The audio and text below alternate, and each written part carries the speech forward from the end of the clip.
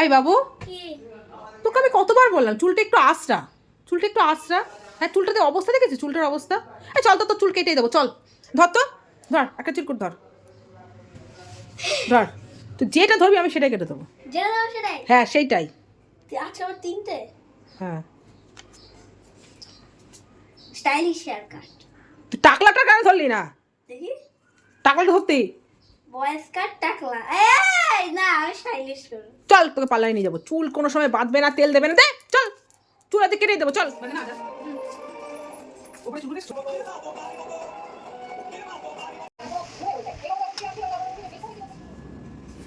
তো বন্ধুরা, এই হচ্ছে মিঠির স্টাইলিশ হেয়ার কাট। ঘর পেছন ঘর।